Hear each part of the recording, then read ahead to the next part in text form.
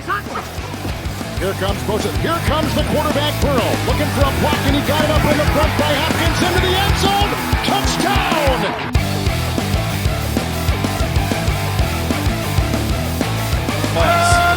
Those little split-second differences so huge in the NFL. 2nd and 10, Burrow over the middle. Higgins breaking free, and Cincinnati back in front.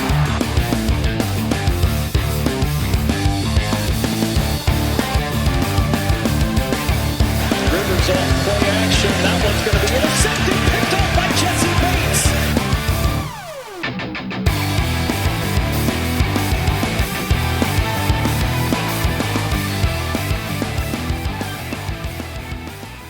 Welcome back to the Streaking Stripes podcast, the #1 podcast in all of Macedonia. Yes, sir. All right. So, big win on Sunday, and we're going to go over it today. We're also going to preview the Jags game. We're going to give our Week 3 dudes and duds, and I guess we'll just dive right into it. Bengals beat the Steelers 24-10 in Pittsburgh, the first time that has been done since 2015, and I think we all remember the 2015 season for good or for worse. But they knock off the Pittsburgh Steelers by 2 scores at Heinz Field. What'd you think, Drew? I loved it. You know, anytime you win in the division, especially this division with how hard it is, you got to love an division win. But, just being the Steelers, that's 2 wins in a row for us. I think that can change the culture around here. I think you started seeing that, and we'll get more into this later, but you started seeing this with the players as they have a kind of a change of a mindset. They have a chip on their shoulder. They're here to play this year. They want to compete. They want to show the rest of the division that they're not the Bengals of old. They don't want to lay down. And I know, we can sit here and all the talking heads are on, the big networks talking about, oh, well, the Steelers, they lost the game. I don't know about that. I think the Bengals went out and won. You and I have talked about this, in private. Yep. But even if their defense was fully healthy, you take away 1 or 2 scores with a healthy TJ Watt. At the end of the day, their offense sucked. Yeah, so TJ Watt is not giving you. I don't care what you say. TJ Watt doesn't change your offensive output, and their game plan during that game was. I straight up, I don't even know what it was because Ben Roethlisberger checked down to Najee Harris like 14 times, and I have a hard time believing that was their game plan. So I think the Bengals honestly just let their pass rush take control of that Steelers offensive line, and they dropped back and just kept everything in front of them, and Roethlisberger had no idea what to do with it. So, yeah. So I mean, you gotta. Yeah, go ahead. I was just gonna say you gotta get these wins now because you mentioned Najee Harris and that boy is good. He's gonna be a good back in this league, and fantasy RB. Pains to say it. Yeah, that's your fantasy RB, isn't it? But wait till we get to Cleveland. I got Chubb too. Till I was. Yeah. So once he gets a line there in Pittsburgh, that's going to be scary. I'll say that. That's, but so we got to enjoy these wins while we can. There's an open window here. So, yeah. My thoughts on the game. I gave our defensive game plan, and I was really impressed with our defense. At all levels, really. But offensively, I thought that it did seem like at the beginning we tried to attack more. On the first drive, we actually should have picked up a first down on, I want to say it was the second down play. Joe Burrow's got Tyler Boyd on a corner route wide open and just misses him. I'm not trying to be critical of Joe Burrow, but guys miss throws. To me, at the time, I was like, man, you gotta make that throw, man. And that's the thing is later in the game, I saw him it's been floating around Twitter like a lot the past couple of days. He dropped an absolute dime in a bucket. Boyd just didn't catch it right in between the safety and two corners, and it was an amazing spot. So that's where I'm like, man, we got to have that one on second down early in the game. So, but I like the way that we tried to attack early. We did get the run game going. It's stymied a little bit towards the end of the second half. But we were already up by 2 scores anyway, so I'm not gonna sit there and harp on that. So going back to last podcast, Bryce keyed on that Zach Taylor needed a key victory or a signature victory. Signature victory.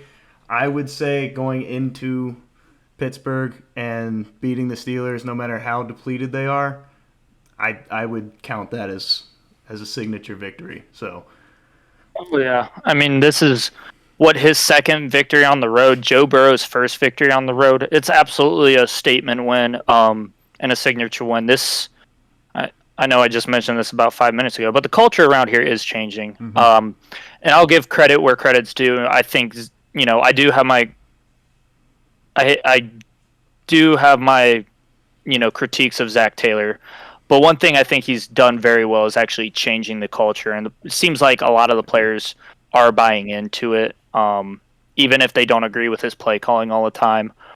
There does seem to be this culture change, and I don't know if it's a Zach Taylor thing or a Joe Burrow thing, but either way, this is what. But you have to build on this one. You absolutely have to. You can't come out tomorrow night.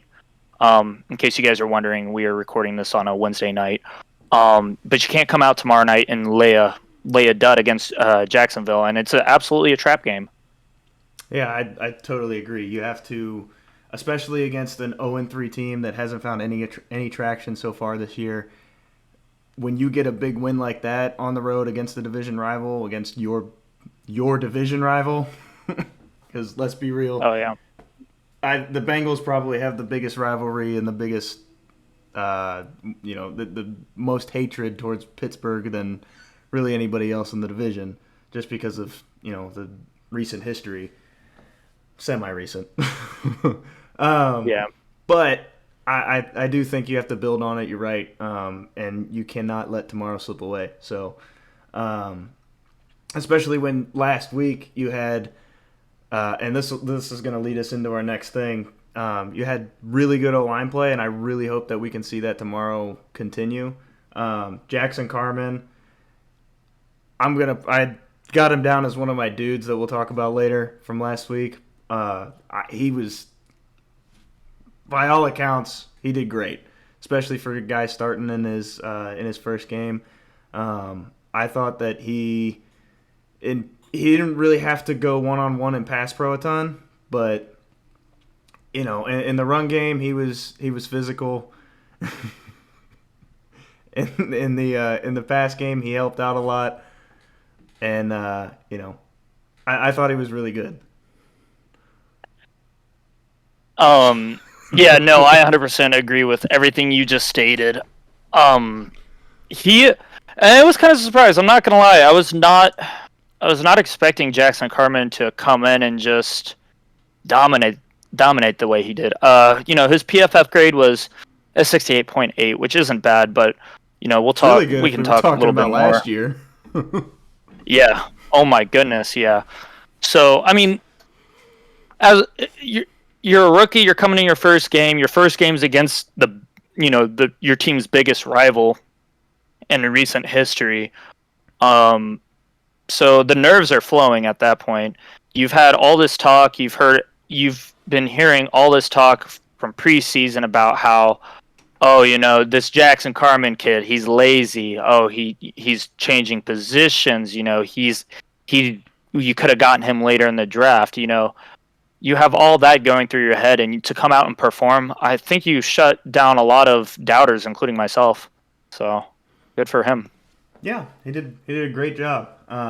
So did the rest of the offensive line. We were talking before we started recording how, PFF isn't always the best number to use. It's a metric. It's not the metric. Would you say it was our worst collective grading of the season. Yeah, it was our worst collective grading as a whole. For those who don't know, Williams graded out at a 52.7. Spain graded out at a 5.6. Sheesh. Hopkins graded out at 26.5. Again, Carmen was a 68.8. And then your second best was Riley Reef with a 68. Yeah, so and that's all centered around. It's weird that we... Go ahead. Go ahead. I was just going to say that it's all centered around you have 0 sacks and 2 pressures. That's really, really good, especially for the Bengals. It's more so the PFF grade, like I said, it's a metric, not the metric, and it's mainly because we had 18 dropbacks. There wasn't really 18 to 22, somewhere around there. It's kind of like taking a 4-question quiz. If you mess up one time, it significantly hurts your grade. So that's what happened with Quentin Spain is he had both quarterback pressures put on him, and there really wasn't much else that they could go off of. So his grade suffered because of it, which sucks if you're really into PFF grades. But if you watch the game, you see that they did a really good job, especially on that Jamar Chase's second touchdown catch. Oh, that was textbook offensive line play. If you can get that offensive line play on that particular play, if you can get that for your entire season, I don't care who your skill guys are, you're gonna score every time. Open. Yeah, he had like 6 seconds or something like that. You give Joe Burrow 6 seconds to throw, game over. You might as well just chalk up 6 points already. So, I thought just to round it all into form. O-line was great. Especially, they didn't. I don't know the run blocking statistics specifically, but I mean, Mixon ran for 90, so obviously something was there, and he was hitting game holes. At all. Yeah, he was hitting holes too. They were open, so I was really pleased with it. Obviously, they didn't go against T.J. Watt, but again, I don't think that really makes a ton of difference. It obviously he's an impact player, but. Definitely an impact player. The thing is he 14 points? The only argument I could even accept there is like, what if Watt forces a fumble here or he gets a pressure and Burrow makes a bad throw? I get that, but if you give the ball back to the Steelers and you basically, if Watt's not scoring the touchdowns, you're good. Right. I'm more worried about TJ Watt getting a scoop and score, getting one of forcing a pressure that gets Fitzpatrick a pick 6. I'm more worried about that than I am about Big Ben killing me with his cannon of an arm he still has, right? Yeah, really big cannon. He threw past the 20-yard marker twice, and I think he missed both. Oh, yeah. So, speaking of defensive players, our defense came out with a vengeance, and they came ready to play. They were butting heads. You could see it early. Oh yeah. They came to play, and they came to pop Pittsburgh in the mouth, and that's exactly what they did. What'd you think about Lou Anarumo's flying tiger helmets? It's so weird because I was Lou's biggest critic last year. Let's be real. This offseason, we were calling for his head. I was. Absolutely. We were asking for him to be fired. So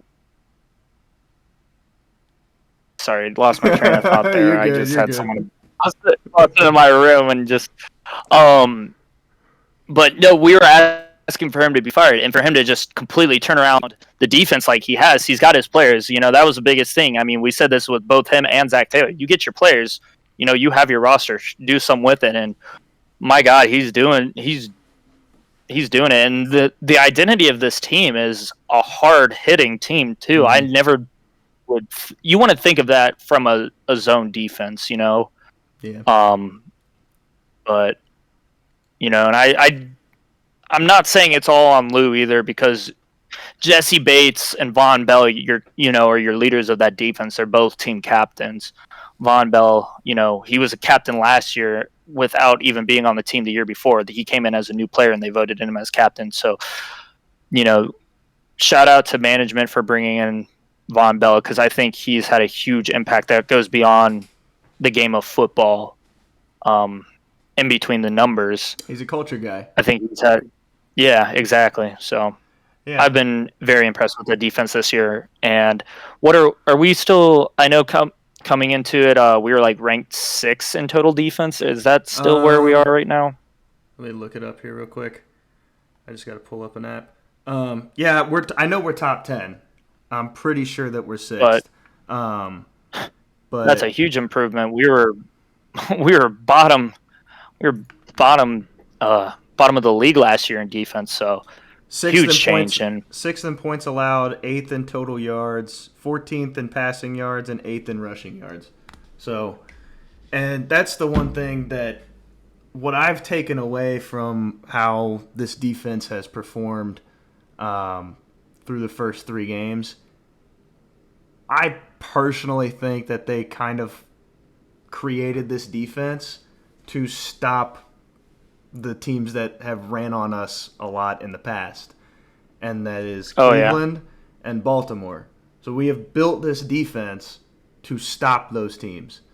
And so our far D-line is doing a great job of it. Yes. Like I said, I think I said they were 8th in rushing yards allowed. That's you're talking about a top 10 rush defense, and you could see it on Sunday. They were bottling up damn near everything that came their way. Larry Ogunjobi, I gotta have a I was about to shout say out to him, man. He's looking like a Pro Bowler. Yes, he is. He is so dominant. And then when you have Sam Hubbard and Trey Hendrickson coming off the edges on passing situations, man. And Reeder helping out in the middle there. Yeah, it is. Man, I can't give anything but props to Lou Anarumo and his guys. They've come out in 2021 and they've popped some dudes, and I am the nasty natty. That's what we'll call it. Absolutely. Let's coin that term. You heard it first here on the Streak and Stripes podcast, a nasty natty defense. But I'll tell you what my favorite defensive play of that game was. It actually resulted in a penalty for us. And it was when Mike Hilton was blitzing off the edge, and he got that neutral zone infraction. Oh, yeah, I remember that. That was actually one of my favorite plays of the game, because I was watching the game with my girlfriend, and I turned to her and I was like, he's trying to kill Big Ben on that. That was a revenge game. I think he felt unappreciated by Pittsburgh, and so that's why he came here. And he's just like Von Bell. He's another culture guy. Mm-hmm. He's not the greatest coverage guy, but he makes plays and he wants to win. And he kind of has helped change the culture. He brought that loaf chart in the off season, if you remember that. Yeah. Anytime the defense was loafing or whatever, you got called out on it, and he brought that in from the Steelers secondary, which I think is huge. And I think something I've seen this year that I didn't see last year, aside from being a good defense, is, and this could be due to the injuries last year, we had a lot of rotating guys in there, but it seems like our defense is playing for one another, playing for the guy next to him, more so than probably since the Andy Dalton era of our defense, the perfect era. I'm seeing guys play for the guy next to him, and it seems like they have this camaraderie and they've built this culture of, they build a championship culture at this point. So yeah, let's hope that continues. Yeah. But I'll tell you, I love that. Yeah, go ahead. I was just going to say, I love that they play for one another. They fight for one another. But the other thing is, they're not, one of the characteristics that the Bengals kind of got coined for was the extracurricular stuff in the Marvin era. And you could see at the beginning of that game, Pittsburgh tried to make it chippy. They tried to, extend, quote unquote, extend plays, not necessarily pass the whistle. And our guys just didn't bite. They were just like, whistle blew, it doesn't matter, 30 seconds, 30, 40 seconds, I'm going to pop you again, so no, I don't care. Yep. It Got to hit him. Got to hit him in the legal rules.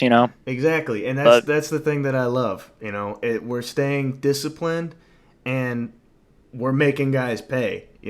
So you want to try something, just keep your head on the swivel the next play. That's kind of where we're at. So, and what were you gonna say? I would say our defense is not the only one who's hard hitting right now. I think our biggest hard hitting player right now is actually Tyler Boyd. Did you see that touchdown run he had? He popped the man. Yeah. So and, it's not just our defense looking to hit guys either. We're playing physical on both sides of the ball. Yeah. So speaking of Tyler Boyd had a little comment this week on the Pittsburgh game, and some people are calling it some bulletin board material for Game 2. He said, quote, "They gave up at the end." And I think he was mainly talking about those drops, but in his mind, what he saw over the course of that game, the Bengals made the Steelers quit, is basically what he's saying. And Tomlin came back later in the week and said, I don't care about what Tyler Boyd has to say about us on Sunday, about all that stuff. But I tend to agree with Boyd. It looked like they quit. Like we beat them into submission. So, what are your thoughts on that? Oh yeah, we absolutely did. And I'm not gonna hype this up as a lot of other people are. It is bulletin board material. Pittsburgh did give up, but yeah. But let's not sit here and act like this is the first time we've seen this out of an NFL team. I mean, honestly, because you got to remember the Steelers, when they were playing the Raiders, Deontay Johnson got injured in a meaningless time in the game. Mm-hmm. So a lot of those, Tyler Boyd's referring to the drops. A lot of those wide open drops could have been, for players going, oh, I'm not going to try as hard. Game's over. Let's just regroup and come back and play next week. Why you risk an injury? I could see that being part of it, but it's definitely more than that. You could tell they were starting to give up a little bit before, that final possession where they were dropping all the balls. So, yeah, we did beat them into submission. Yeah, and hopefully that's not the last time we see that happen. I don't think it will. I think we're gonna continue to be physical, and tomorrow night I expect it all over again, even without Bates or Awuzie, which we'll get into here in a little bit. But I expect us that's basically our identity on defense now. So that's what I expect every game. Nasty natty, let's go. Absolutely. So next up, we'll just dive into our Week 3 dudes and duds. You want to go first or me? You can go ahead and go first. All right. My dudes, I guess I have several, but in theory, but I got Jackson Carman, who we already talked about, first game in Pittsburgh, played great by all accounts, and then defense, the whole defense we just talked about. I do want to give some credit to Joe Mixon. He's a bell cow, and he proved it on Sunday. And again, I want to talk about Joe Burrow. The mindset that this guy has, unbelievable. The short, it's that quintessential quarterback mind where, yes, I know I just threw a pick, but that's not going to affect me going forward. He had another one early in the game, and you can argue whether or not the receiver should have caught it, whether he should have even thrown it. It bounced off hands, went way up in the air, and got picked off. He comes back, and he's lights out the rest of the game. I mean, he's fantastic the entire rest of the game, and that is why he is one of my favorite players, I think, that has ever suited up in orange and black, just because of his toughness, both physically and mentally. So I can't give him. I'm gonna be hard on him this year just because he's got to be our franchise guy. And I'll try to give him some slack.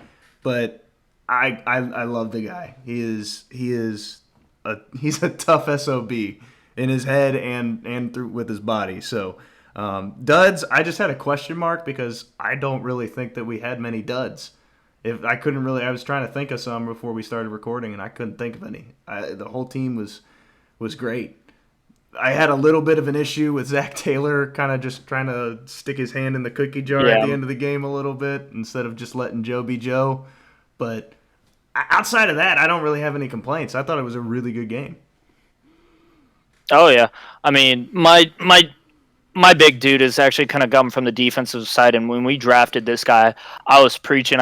This guy's a future. He's a future. He played safety, moved from safety to moved to safety to a linebacker, and that's Logan Wilson. The dude is a beast, and Jake Bryce and I, we have had this group chat going on for I don't even know since we were in high school, years at this point. And a lot of the talk was, what do we think of the linebackers, because that was a big issue and a big question on our defense going into last year. And I was Logan Wilson's biggest supporter. He made some mistakes his rookie year, nobody's perfect, but he showed a lot of flashes of potential, and we're starting to see it this year. The dude is a dog, he's kind of has a similar mentality as Joe Burrow. He's a killer. He has killer instincts. He's very even keeled. He's not too high from the good place, and he doesn't get low from the bad place. And I think that's exactly who you want. I think he's going to be a future leader on this defense. I want to be surprised to see him be one of the best linebackers in the year. 2, 3, 4 years from now. Yeah, I mean he's leading the league in interceptions as a linebacker. Through 3 weeks, and that's a good sample size. So, I mean, I guess I lumped him in with defense, but for anybody that wants to know, I'm a big Hakeem Davis Gaither guy, and he's making strides. Yeah. But Logan Wilson is making a name for himself, and I would not. He just barely fell to Myles Garrett for AFC Defensive Player of the Week, didn't he? And 4.5 sacks. I mean, Myles Garrett, I was gonna say 4.5 sacks. That's not that should be an automatic. I don't care if Logan Wilson had 2 picks. Yeah. That's an insane game from Garrett. But he's putting himself on the map. He's putting himself. And what's great I think about it is that he's playing with all these other good players on defense. The opponent offensive, the offensive game plan of our opponents aren't necessarily scouting for him. They're not trying to, plan around him, which I think kind of gives him the freedom to play his, play his game. Yeah, I've been listening to 97.1. I'm in Columbus, so that's what I kind of listen to while I'm at work. And one of the shows was talking about Jamar Chase and how, right now teams haven't really gotten a chance to game plan for him, and that kind of contributes to his successes. Obviously it's because he's good, but once teams get a feel for him and they can game plan around him, then it's his job to adjust his game and to still produce. So, that might be happening. That's probably a part of the case with Logan Wilson.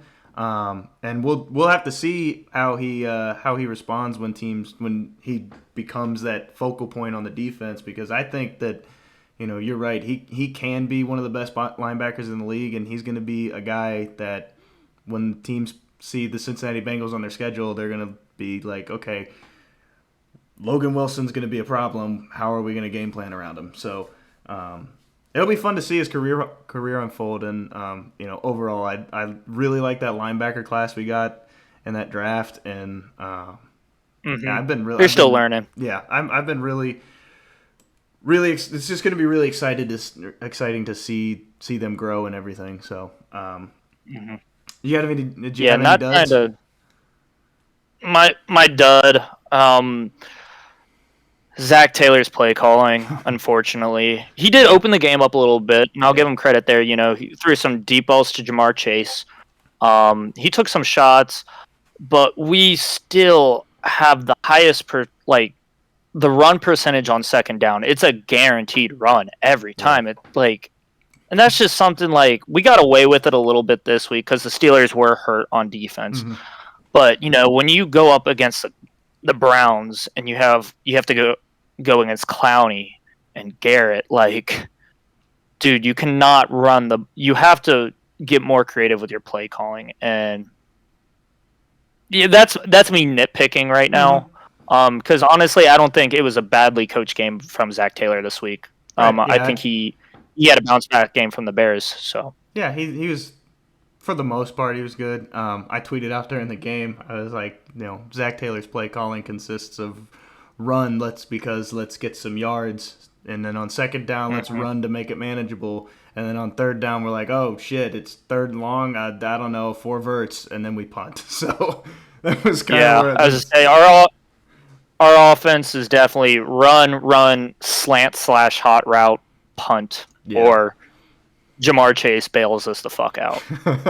Yeah, he's been honestly 4 touchdowns in 3 games. I think that's valid. So, yeah, but yeah, we're I getting agree better. with Oh, we're still young. I think, we're still trending up. I'm not too worried about it.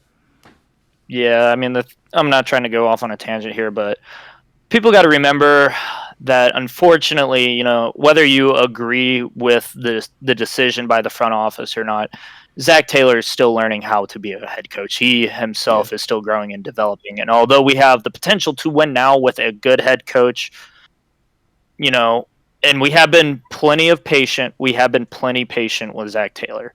People have to keep in the back of their mind that he's still learning as a coach too. So hopefully we see improvement from him throughout the year too. Mm-hmm. And I think, again, this is a testament to how good Burrow is, and how good their relationship is. I think Burrow's going to feed off Zach Taylor. Zach Taylor's going to feed off Burrow. I think they're going to grow together, which is hopefully, Zach Taylor can grow into this offensive guru guy that we hyped him up to be. So fingers crossed. I think that, yep. Other than that, no duds for me really. So all right. Well, that'll lead us. We can go on and move into our Jacksonville Week 4 Jacksonville Jaguars preview. Bengals are on Thursday night. I believe it's on NFL Network if I'm correct. Yep.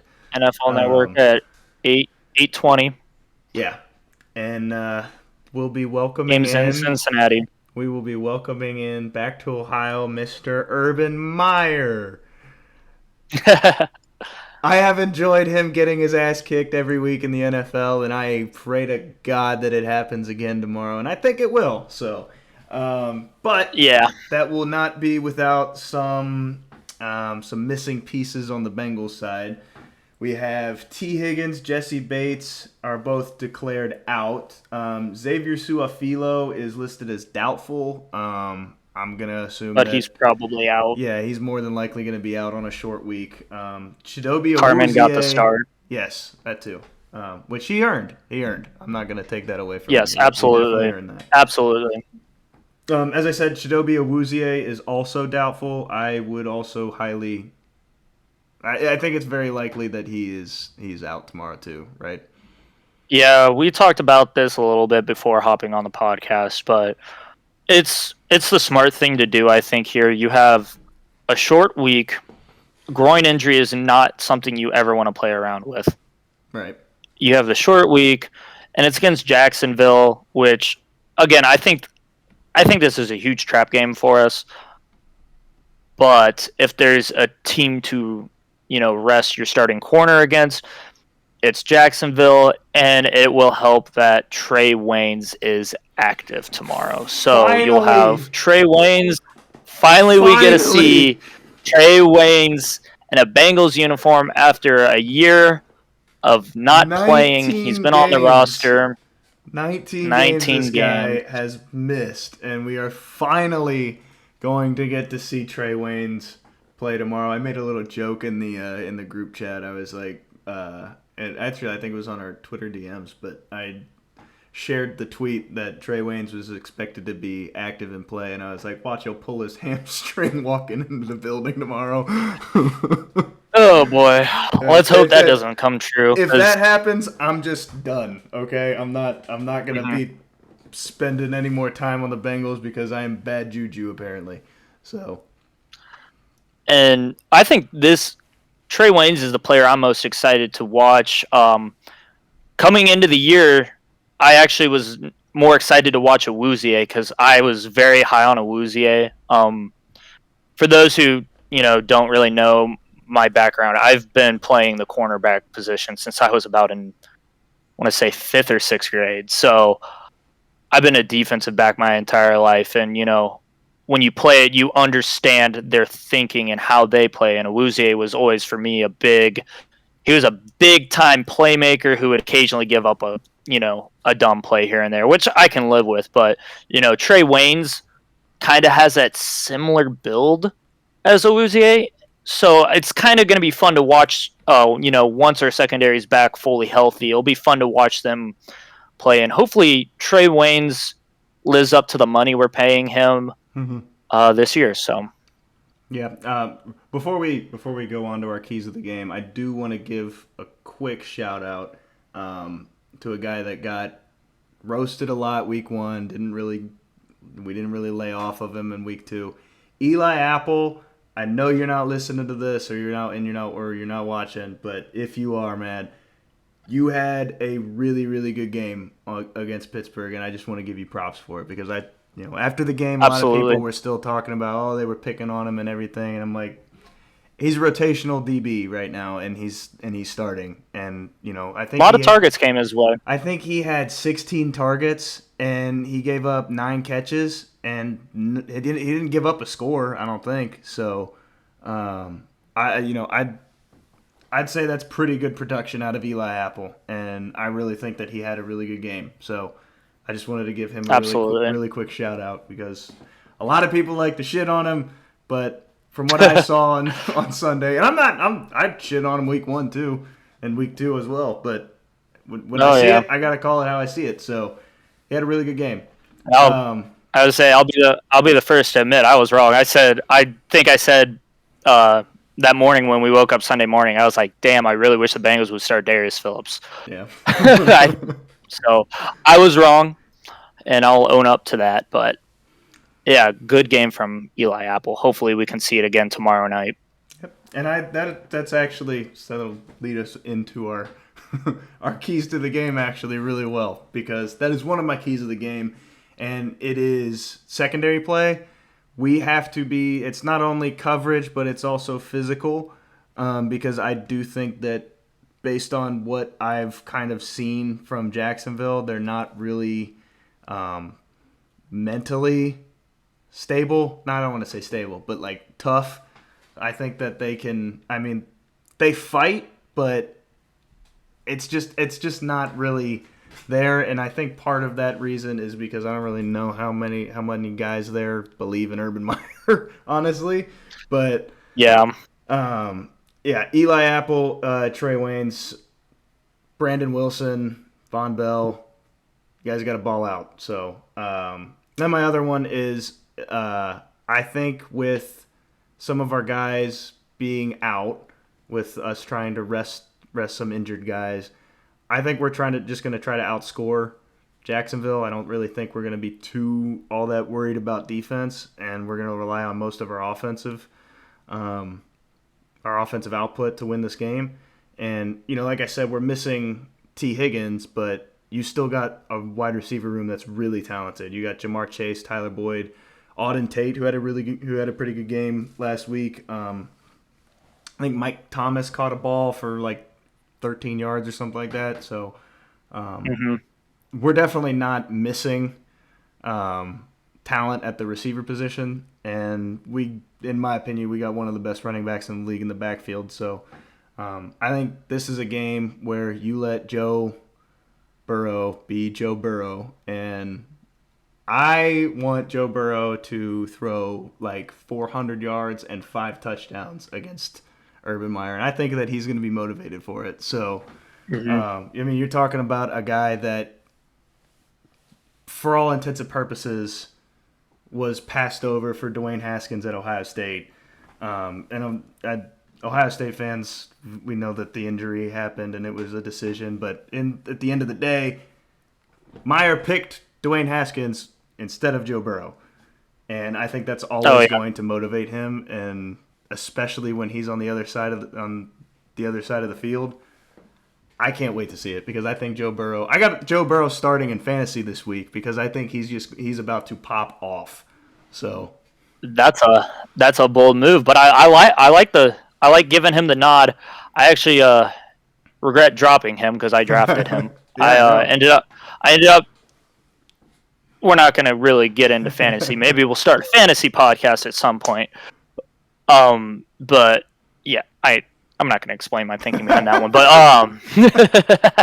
stupid move on my part. Stupid Le'Veon Bell.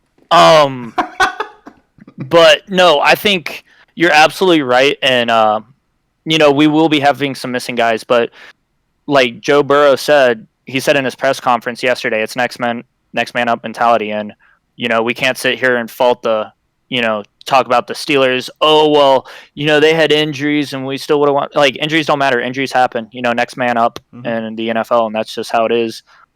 But my biggest key to the game is actually on the other side of the ball, aside from our offense. I also hope Joe Burrow pops the fuck off today or tomorrow. My biggest key is you have to hit Trevor Lawrence. I know the jury's still out on Trevor Lawrence and everything. I still think he could be a good quarterback in this league. I think he could be a starter in this league. But he's been prone to, throw picks so far this year. And I think you have to get that pressure on him. I think we can get the pressure on him, but by adding that pressure, that's going to take off so much stress from the secondary, who's going to be missing, both Awuzie and Bates. Mm-hmm. And it's going to help them. They'll be able to make plays, but you have to hit Trevor Lawrence, break him. Simple as that. Take that same attitude we had against Big Ben last week. Just throw it on a younger kid. Yep. All right, so we will dive into now our second straight week of doing this. We don't have Bryce, so I'll have to get Bryce's picks from him so I can keep a tally up. But I think I had it last week. Our picks. I know I was 10-5. I think you were 14-1. So let's give a round of applause to Drew here real quick. 3 points. I think it was the Falcons. The Falcons Giants was the only one you missed, and I think Bryce was 11-4. I believe 12-4, maybe. So I don't remember. We'll keep this running tally throughout the year, and then we'll do. Yeah. I don't know what we'll do. I don't know if we'll do anything for winner, but winner will for sure have bragging rights. And the editing process. But we'll see how it goes. I'll put the tallies up there. Yeah. So you guys will probably. We're still see trying to this figure right things now. out. Yeah, we're doing all of this. We say you guys. Yeah. Yeah. So we'll come back prepared. Eventually, we'll prep for this.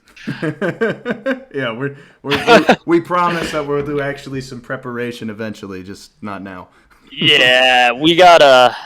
Like I said, I missed one of the podcasts. Bryce is gonna miss it. We have different schedules. We're all very busy people, but we're gonna do it where we can, and this is more for fun, more so than actually anything else. But all right, week 4, let's go. Into our week 4 picks. First up, obviously our Thursday night game, Jacksonville at Cincinnati. We've already talked about it. I got the Bengals. I think the Bengals are going to win by 7-10 points, probably somewhere around there. But I do think that we dominate the game. Jacksonville might get a late touchdown and maybe cover. I don't know. But make it closer than what it actually is. I think that we come in and we build off of that Steelers win, and we go to 3-1. Houday Nation wakes up 3-1 Friday morning. Will you really quick remind me who won Clemson versus LSU in the national championship? Yeah, I got Joe Burrow. It's Cincinnati. I think that was Joe Burrow in the Bayou Bengals. So yeah. So give me the Bengals here.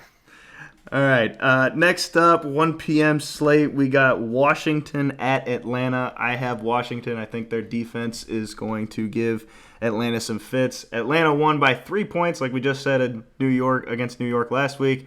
I think that's about all the luck they're going to have and Washington wins comfortably. Yeah, I'll take Washington despite the fact that Heineke's still, he's still struggling. But, that's really the only concern. But Atlanta, I think this is a trap game. I think I wouldn't be surprised to see Atlanta win this, but I have Washington. All right, moving on. We got Houston at Buffalo. I don't need to make it. I don't really need to dive into this. I don't think Houston is that Josh good. Allen, Buffalo. I'm going to go with Buffalo. Let's keep it simple. Yep. All right, this is an interesting one. Yeah. Next one we have Detroit at Chicago. Who you got in that one? I have Chicago.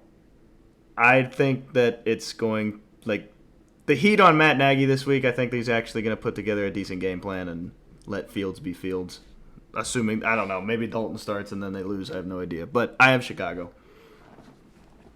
I'll go the opposite way. I think Nagy's going to crumble under the pressure. I got Detroit in an upset. That is probably the more likely scenario. So I might be taking an L on that one. We'll see. I mean, like I said, I think it's going to be a lot closer than people think, and I think I'm probably a little higher on Detroit this year than a lot of people. I think they play really well. They got fight. They got guts, so I'll give them that. I was going to say, you got to look at, Detroit. I'm not going to try, this is Bengals podcast. I'm not going to try to get too in Detroit. But I live in northwestern Ohio. We got a lot of Detroit fans up here. So, it's hard not to keep tabs on a team that a lot of people cheer for. But they almost beat the Ravens if it weren't for a record-setting field goal. And they almost came back against the Niners. Don't sleep on Detroit this year. I don't care what their record is. They're going to fight you. And Campbell is that coach, man. He is, you can best believe even if you beat him, you're going to be sore in the morning. So I'll take Detroit in this one. Sorry to go off on a tangent there, but we won't mention the play clock expiring. They're probably still a little soft on that. Yeah. But, NFL officiating, not really that great. Next up, we got Carolina at Dallas. What you got there? This is a tough one. I really do like what Carolina has going on this year. I really do. Sam Darnold is nasty. I think the difference is Carolina doesn't have Christian McCaffrey. So I'm going to go with Dallas here. Zeke had a big bounce back game against the Eagles on Monday night. So I'll take Dallas in this one. You know what? I had Dallas, but I think I'm going to change my pick. I'm going to go with Carolina. I think they are going to be 4-0, and yeah, I'm going to go with the Panthers. Carolina's a good team, man. They're going to be good. May not be a playoff team this year. Hey, man, may be a top 10 picking team this year, but they're playing just as well as anybody else, and we'll see. We'll see, man. We got next one. Indianapolis at Miami. I got the Colts. I think they get off the schneid and knock off the Dolphins. Yeah, I got Colts not just winning, but I have them big, even against a good Miami defense. Okay. Then we got Cleveland at Minnesota. I hate that I've picked the Browns so much, but I mean I can't really go against them here. I'm going with Cleveland. No, I think you have to go Cleveland, especially with so many question marks around Dalvin Cook right now. Yeah. What's the next? Giants and Saints. I really didn't know what to do with this one, so I'm just gonna go. I'm a semi-Saints fan. That's my NFC team, but I went with New Orleans. I also got New Orleans. Eat the dub. I guess since I'm picking them this week, I got eat the dub. Eat the dub, man. Yep. Always eat the dub. I'm telling you. Jameis Winston. I'm sorry. I'm again not trying to go off on too much of a tangent, but for someone I hated so much when he was at Florida State, I love Jameis now. Funny dude. He's goofy and he's unintentionally funny, which is the greatest part. So. So we got Tennessee at New York Jets for the next game. Who you got? The Jets are a fucking mess, dude. They are. I have to say, they might be the worst run organization in all of football, in the entire football realm. So I got Tennessee, and I think it's just going to be an absolute demolition. Oh yeah, I mean, I got Tennessee too. Even if AJ Brown's out, Tennessee big. Next up, we got Kansas City at Philly. Philly's coming off of that really just destruction of a game. Mm-hmm. So I got Kansas City. I don't know how you go against the Chiefs. Yeah. Again, Kansas City's 1-2, but they did get their one win against the Browns. But yeah, I don't know how you bet against Kansas City in this one. Eagles defense is just not good. Not good. Kansas City big. This next one's very tough. The next two are actually tough. Pretty good. 4:05 slate. We got Arizona at LA. I have LA, but I'm not gonna lie, I could see Arizona winning. So, I think this is the most fun division in football to watch this year because every team can make the playoffs. I personally have the Rams winning the Super Bowl, but I remember when I made my picks here, I got Arizona knocking them off at home. Kyler Murray is playing like at an MVP level. They have so many weapons at wide receiver. Even AJ Green had a nice little game last week. For those who didn't see, I got Arizona in this one, and got them in an upset. All right, that'll be the second straight week that you pick an upset, so I wouldn't be surprised if it happens. Next up, we got Seattle at San Francisco. I have San Francisco. I just think that they're back to being that Super Bowl caliber team, and I don't trust Seattle to hold a lead. So, yeah, I'm in the same boat. I have San Francisco. Seattle has a higher power offense, but Seattle's defense isn't what it used to be. I got San Francisco, and I'm actually not high on Seattle at all this year, despite how talented they can be on offense. I got San Francisco in a close game. All right, next up, 4:25, we got Baltimore at Denver. I have Baltimore. I don't really think Denver is as good as their record shows. They've played their opponent's win record is 0-9. So yeah, I got Baltimore, and I don't know. It could be close, but I think Baltimore pulls it out.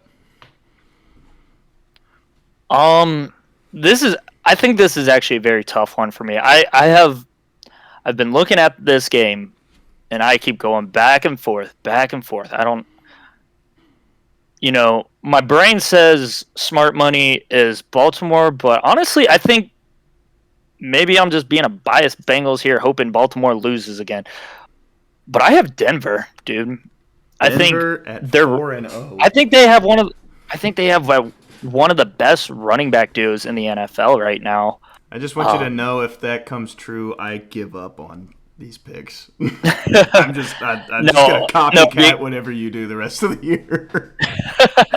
No, I did really well last week, so I probably won't get a single game right this week. So, all right, moving on. Maybe I'm getting too happy with upset picks, but yeah, I got Denver in that one. All right, moving on. We got Pittsburgh at Green Bay. We just played Pittsburgh. Green Bay has looked like a completely different team since losing by 35 to New Orleans. I think this is a rout, and I think the Packers destroy the Steelers. Yeah, I think Aaron Rodgers pops off against the Steelers, and then all the Steelers fans say after the game, "Oh, that's our future quarterback." I got Green Bay big. I like that subtle jab. They are delusional. Yeah. Really. That's the only way I can say anything I can say about that. Sunday night, I will be watching this with great intent. Not only everyone for fantasy will be, purposes, the entire but nation will. This is a good one. Tampa Bay at New England. I got Tampa Bay winning. I think they have more talent. They're defending Super Bowl champs, and I think Tom goes into Foxborough and just everybody there. Yeah. I agree. Tampa Bay, he breaks the record in New England. It's like poetry. I will say, though, I think it's going to be a lot closer than the people think. I think if there's one person in the NFL that could slow down Brady, it's Belichick. That's true. So we'll see. We'll see how that goes. But I'll probably eat my words, and Tampa Bay will end up beating them by 174 points or something. But I got Tampa Bay in a less than 14-point victory. All right. Then our Monday night game, I might actually end up watching this one with pretty good intent too, because I think this is a really, really good matchup. Las Vegas, the Raiders at the Chargers. I got the Raiders. I don't know. I don't really know what made me pick them, but I think they're a solid team this year, and I'm not dissing on the Chargers. I think it's going to be a really good game, but I got Vegas pulling it out on the road. Yeah, no, I actually really like that pick. The Raiders, Carr's been playing like an MVP candidate too. He's thrown for damn near 400 yards every freaking game. I have Waller on my fantasy. In my other league, not our league, but my other league, I just picked up Derek Carr for my bench quarterback. Maybe I don't know. I'm pretty sure you do. I don't know. Somebody took it from me. I might have. Someone took Carr. However, not so fast, my friend. I like the Chargers. I think Asante Samuel Jr. is going to win. I know he's not the favorite, and Parsons is right now. I think Samuel's about to win Defensive Rookie of the Year. You saw my tweet reply, man. Trevor Lawrence, Defensive Player of the Year. He's got 7 picks. Yeah, maybe we'll have to have predictions for. We'll do a pick 'em for awards at the end of the year once we get to midway point of the season. But I don't think Carr throws for as much yardage as he has. I really like the Chargers defense. I like their secondary. Now that they have some actual coaching, and who was it? I watched Eckler. It was Austin Eckler. He even mentioned something like, "Yeah, we have coaches who know what they're doing this year." He said that in, I think, his post-game press conference a couple days ago. I like the Chargers in this one. I think Herbert and Burrow, you're going to see back and forth who's better.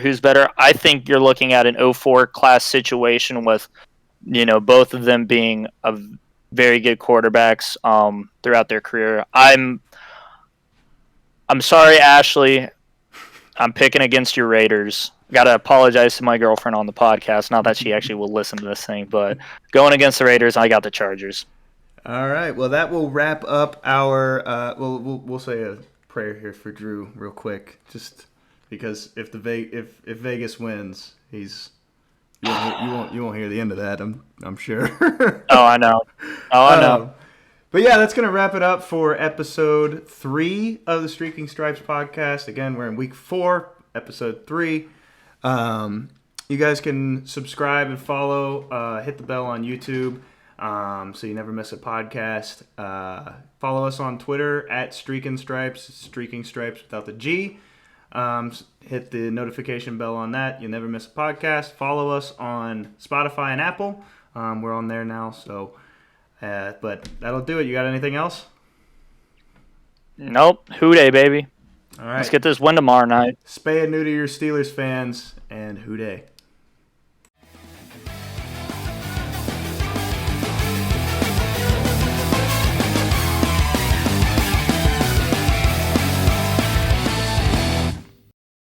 Hey, victory on 1. Ready? Oh, that felt good.